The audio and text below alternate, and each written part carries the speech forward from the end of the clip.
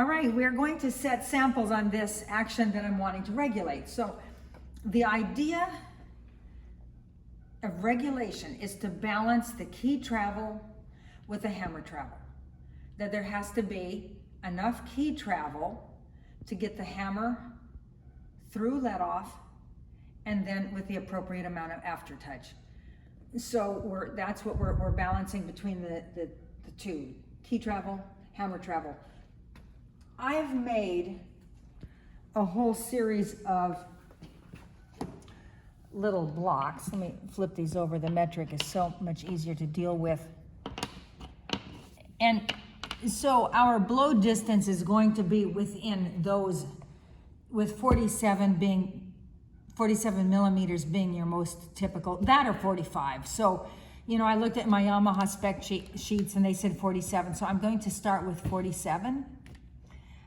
The other thing I did with these blocks for their width, it's a checking distance. So this width, if I put it between the hammer and the string in this orientation, and you'll see this in a bit, the checking would be at a 1/2 inch. So let's take these two blocks to the piano, and we're going to start with blow distance. And it's far. So the first thing I'm going to do is shim the hammer rest rail closer to the strings. And I want to say, you'll see rest rails like this, but I'm sorry, this isn't your most typical rest rail. On this one, part of the rail stays permanent and then this moves forward, so it's right here that I'm going to put the shims. But most pianos, this whole rail moves forward and you'd be putting the shims between this rail and the action bracket.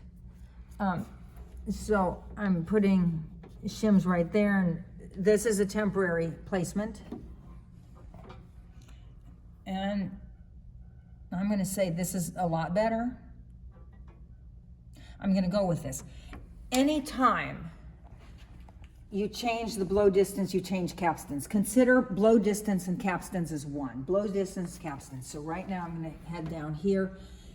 And I'm only doing my samples, and I want my samples to be the closest to the end of the section, 2 naturals with a sharp in between. So I'm not going to worry about these 2 notes right now. I'm just going to do these. I've done blow distance. Now I'm going to do capstans. Lots of lost motion.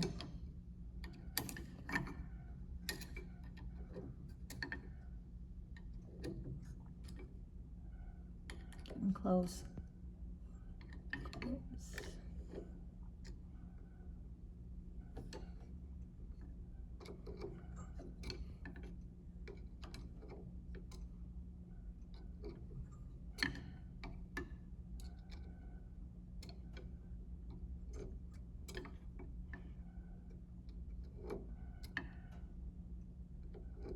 So when we're doing this, I'm watching the back check movement, but what I'm really doing is I'm really raising the jack so that the jack is right underneath the hammer butt. So that's really what adjusting capstans does. And when you changed the blow distance, you change the position of the hammer butt. So when you change the position of the hammer butt, now we need to get the jack into a relationship with that. And my last capstan right here.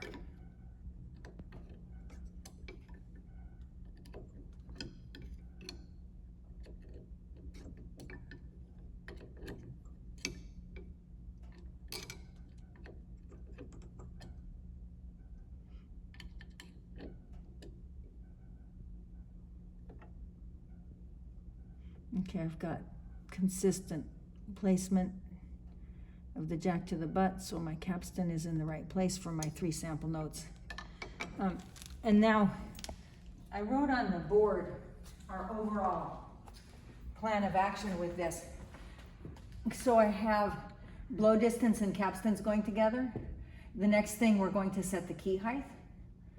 We're going to set the let off. Then these 3 go together. Key travel, sometimes called key dip.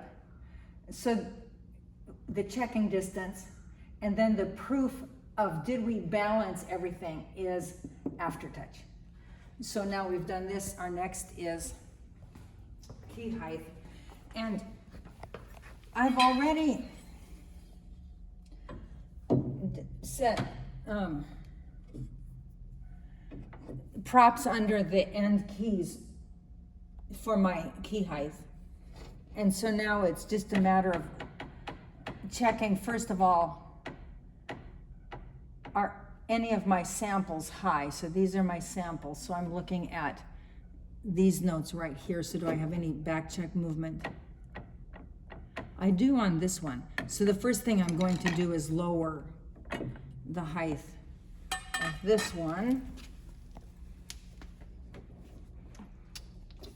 Oh, the elusive tools. It has to be close. Yeah, here it is. I'm looking for tweezers. So this one was a little high.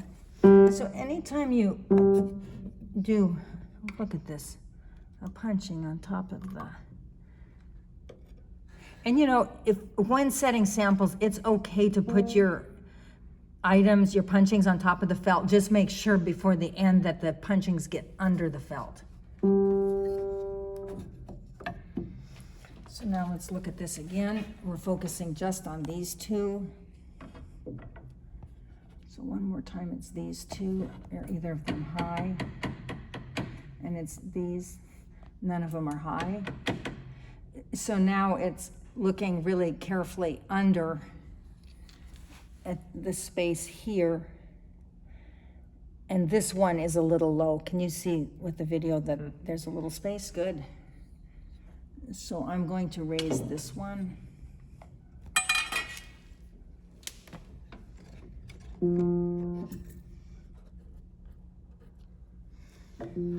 And like I said, just for now, I'm putting the punching on top. And I actually thought this one was, oh, actually, let me feel it. That feels pretty good. Feels nice. So let me check with this one more time. It is these two. What do we think? I have to take my glasses off to really see. You know, if we wanted to get really picky, we probably could put like a thousandths, but I think for the purpose of this video, we're gonna say this is a good key level. Now, on top of the end keys that were propped underneath, I have a prop that is the correct, so this orientation is 12 millimeters, which is the key height for an Asian piano.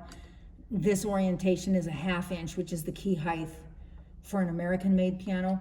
So now that I have these on top of the keys that are propped, I can put my key level stick here, and you're gonna wanna line it up right with the end of the keys. And now this is our sample, and so we'll take a look at this sample and see, is it the right height? Yes? Looks good. Looks good. But interestingly, just take a look here. And we'll get to that in key leveling. That key is super low. All right, next is let off. So for setting the samples, I use this multi-gauge, and I'm just going to put it, ooh, this piano can do a lot of shaking on this uneven floor.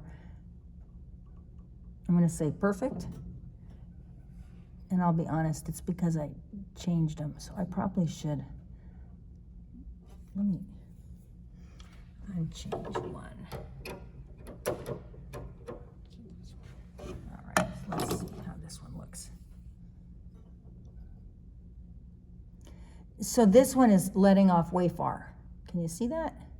Mm-hmm. So I want it to go closer, so I'm going to put my tool here, and I'm going to raise the let off button so that the jack is going to push further. Closer. One more time.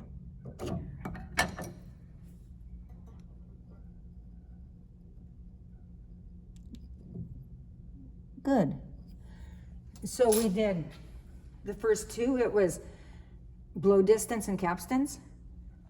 Then we did number 2, key height. Then we did let off. And now we're going to do dip, back checking, and then the proof is in the aftertouch. So with dip, at this stage, I'll start out with dip blocks. So I have 2 dip blocks, 10 millimeters, close to 3/8 inch, and 11 millimeters, which in my opinion are minimum and maximum. I don't want dip any shallower than this. I don't want dip any deeper than this.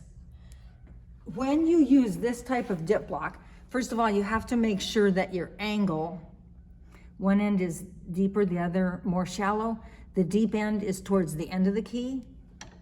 And you have to have it consistently lined up. So I'm going to want my thumb here at the front so that I'm keeping these 2 items lined up very carefully. Like, because of the taper, it's going to change if it's slid around. So I'm going to want it right at the edge, and I'm going to feel across. And I can feel that I go from the dip block and then it bumps up to the key. So this dip is deep, and this dip is deep. So we're going to try for minimum. I'm going to, at this stage, and it's just for setting the samples, I'm going to take my 10,000ths and put it on top here. My 10,000ths and put it on top there. Line up the front. It's still a little deep. I'm gonna try adding 5,000ths. This one I thought was maybe a little deeper, a 10,000ths.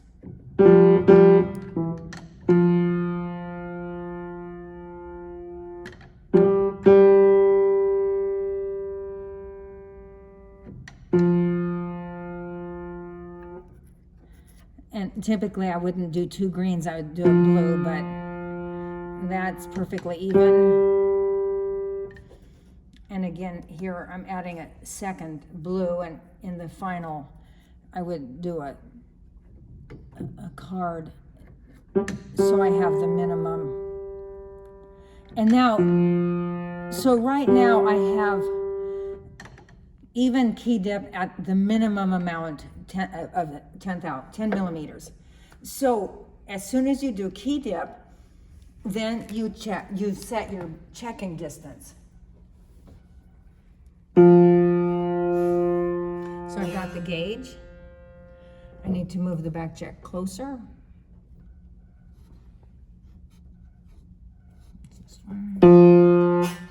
Wow, I was lucky. Sometimes you go back and forth a million times. Now I haven't done anything with the dip on this one. So now I jump to this one.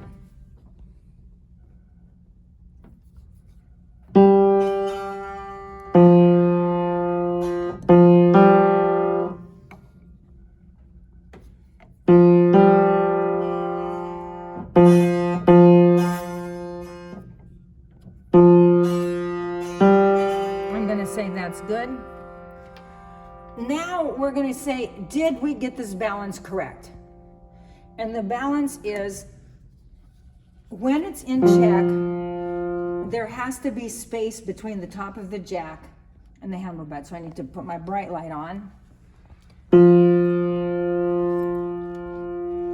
and look in there. And I would say, if there's space, it's barely anything. And I would also say, this is a Yamaha piano, which might tend towards bobbling. I definitely want to have enough aftertouch. You know, this is how I really check aftertouch, but another thing you can do is very slowly run it through its motion. This is called active checking of aftertouch.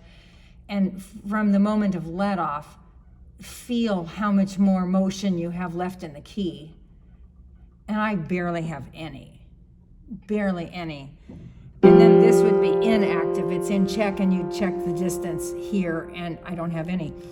So now at this point of making a balance, I could move the hammers closer to the string, but I'm going to choose to give it a little more key dip, because deeper key dip than this is certainly acceptable and feels fine for the player.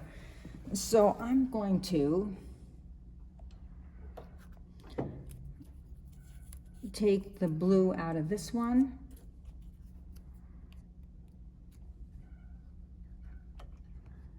And I'm going to take the blue out of this one.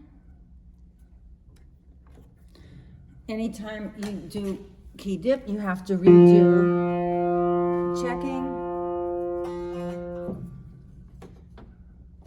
That was too much. That's good.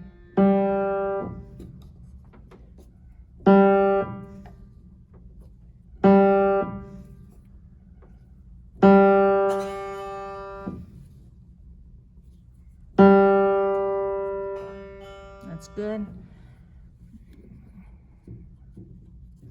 And we again check for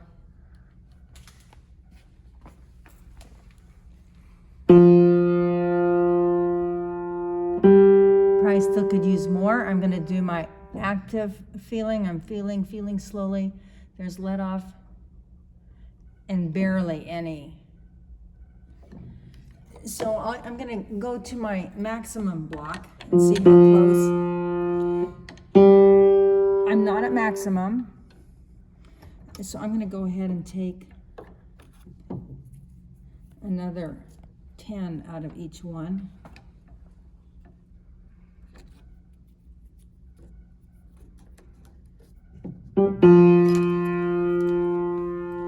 Check.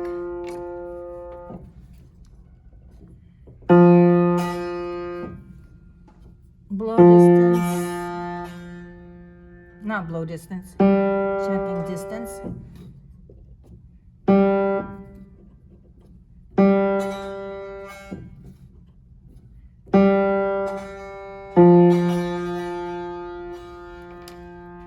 Aftertouch. And it, you know, around now you're like, oh, please be right. Just please. I think there's a little more. Let me see how it feels with active. I'm pushing. There's let off. And I have more. But I would still probably want more yet. And so then at this point, I would shim the hammers closer to the rail. And you continue that until you have good aftertouch. Just because I know you don't have your whole life to watch me doing a video. Sharps. I'm going to, see, here's my 3. Put my sharp back check in line with the 2 naturals that I've done. So I want these 3 in a shape line, same line.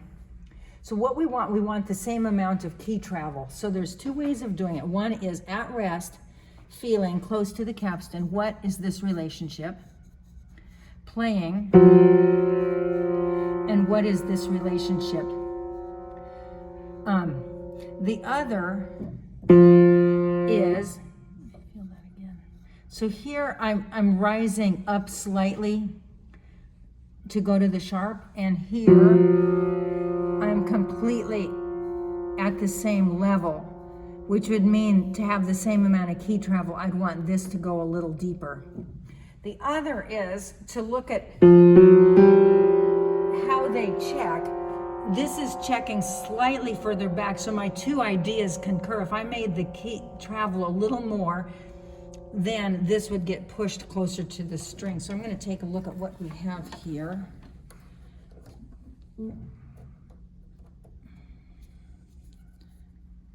And I'm just going to remove that. Back in. I can do the feeling. That's better. I can look at, and now my checking line is would say my key travel for the sharp is the same, and then you could look at aftertouch or feel it, that I'm moving it, and from the point of let off there is more travel. And you could look at and check you have space. And like I said, I'd probably spend a little more time, and I'd go through this process one more time with a shorter blow distance, just to give myself a little more aftertouch. But that's my process for setting the samples.